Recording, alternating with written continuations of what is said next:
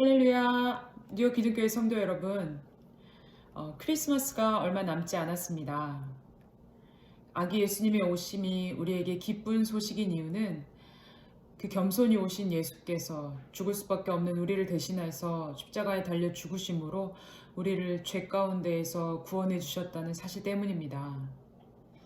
그 겸손한 하지만 또 기쁜 소식을 맞이할 그날을 기대함으로 기다리시는 그 대강절의 시간이 되시기를 간절하게 소망합니다. 12월 19일 토요일 오늘 함께 묵상하실 매일 성경 본문 말씀은 역대하 35장 20에서 27절까지 말씀입니다. 저는 오늘 본문이 짧은 관계로 다 봉독하도록 하겠습니다.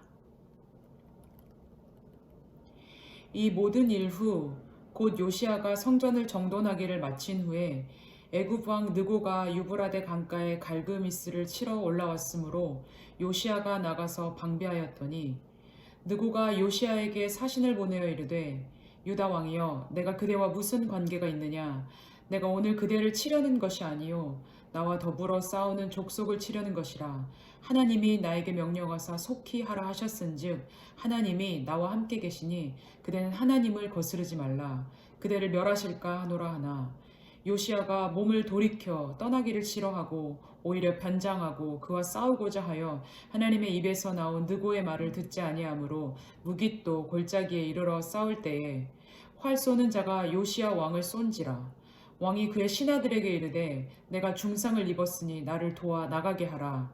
그 부하들이 그를 병거에서 내리게 하고 그의 버금 병거에 태워 예루살렘에 이른 후에 그가 죽으니 그의 조상들의 묘실에 장사되니라.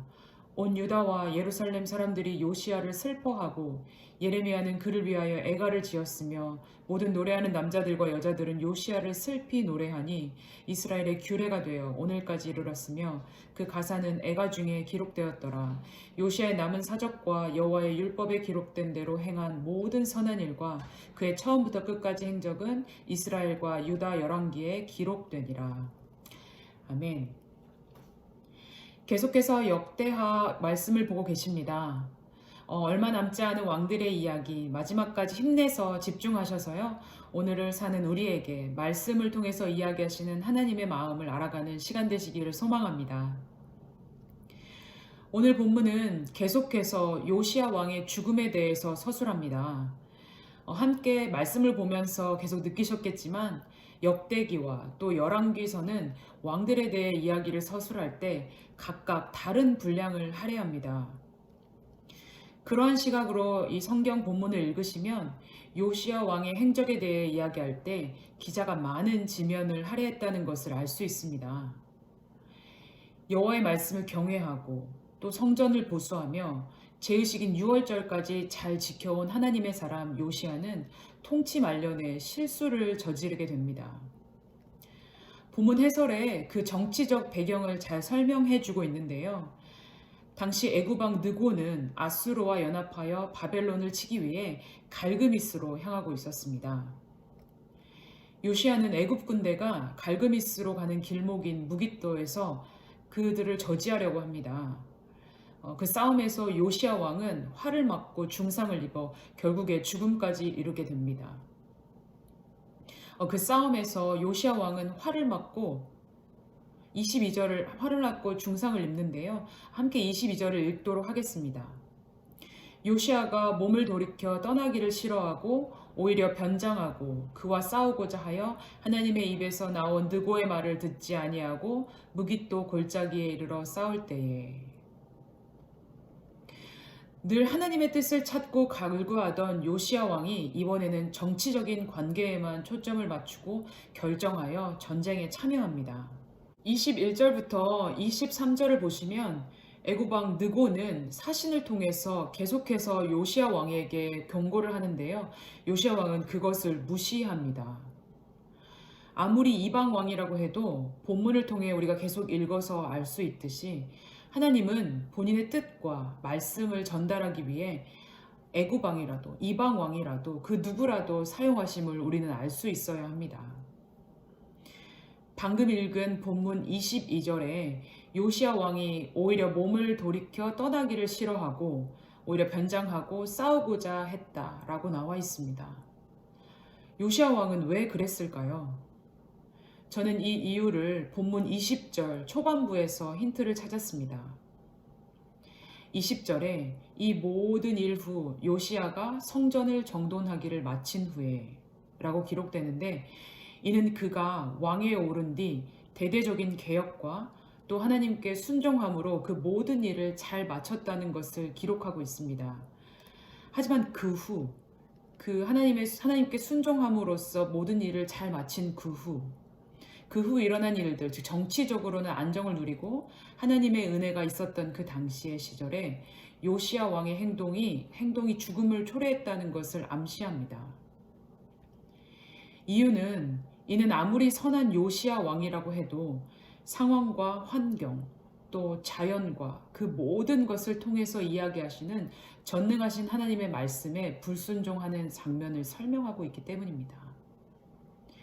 그 불순종으로 인해 훗날 어떠한 결과를 맞이하게 되는지 성경은 우리에게 분명하게 보여줌으로써 우리는 하나님께서는 불순종하는 이들에게 어떻게 심판하시는지 또 징계하시는지 우리 마음속에 명심해야 할 것입니다. 하나님께서는 온 인류의 역사의 주관자로 심지어 이방 왕까지 사용하셔서 하나님의 뜻을 이루시는 분입니다. 역대기의 교훈은 굉장히 명확합니다.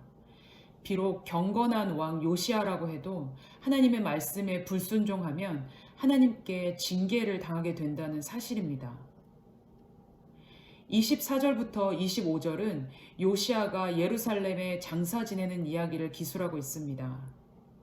그는 그의 자신의 할아버지인 히스기야 왕처럼 조상들의 묘지에 묻히게 됩니다. 역대기자는 계속해서 왕이 장사되는 장소는 왕에 대한 저자의 평가를 반영하고 있다는 것을 알려주고 있는데요. 요시야 왕은 그 위대한 히스기야 왕처럼 하나님 앞에 의로운 왕으로 평가되어집니다. 또 26절을 보시면요. 요시야의 삶이 율법에 기록된 대로 행한 왕, 그런 삶을 살았던 왕이라고 기록하고 있습니다. 그는 하나님 보시기에 정직하게 행했고 또 율법을 지키려 굉장히 노력했던 선한 사람입니다. 하지만 그는 그 하나의 실수로 죽음을 맞이했지만 전반적으로는 하나님 앞에 의로운 왕이라 역대기서에 평가되고 있습니다. 오늘 본문을 통해서 우리가 깨달아야 할 사실은 하나님은 자연과 모든 것, 심지어는 우리의 적, 또 우리가 싫어하는 사람을 통하여서라도 하나님께서는 계속해서 이야기하시고 우리를 깨우쳐 주시기를 원한다는 사실입니다. 그 사실을 마음에 기억하고 꼭 명심해야 하겠습니다. 어느 누구의 말을 듣더라도 그 말 속에서 하나님의 뜻을 다시 한번 묵상하며 분별할 수 있도록 또 그렇게 기도할 수 있는 성숙한 그리스도인이 되어야겠습니다. 오늘 말씀을 기억하시면서 다 같이 기도하시도록 하겠습니다. 하나님 감사합니다. 오늘도 말씀을 통해 우리에게 교훈하고 말씀하여 주시니 감사합니다. 요시야 왕을 통해서 순종을 말씀하시니 매일을 살고 또 믿음으로 우리의 삶을 걸어갈 때 우리에게 분별할 수 있는 믿음을 허락하여 주시옵소서. 또 끝까지 순종할 수 있는 믿음을 허락하여 주시옵소서. 하나님, 계속해서 나라의 위정자들과 어소리티들을 위해 중보합니다. 하나님의 선한 뜻이 이 나라 가운데 세워지게 하시고 나라와 민족을 뛰어넘어 하나님의 오직 정의가 물같이 또 공의가 마르지 않는 강같이 흐르게 하옵소서. 그렇게 하실 하나님을 기대하며 이 모든 말씀 예수님의 이름으로 기도했습니다. 아멘. 계속해서 받은 말씀을 생각하시면서 함께 기도하시겠습니다. 오늘 이 하루 이 말씀이 우리 삶 가운데 이루어지길 원하는 마음으로 그런 간절한 마음을 담아 계속해서 기도하시면서 오늘 하루를 시작하시겠습니다. 기도하시겠습니다.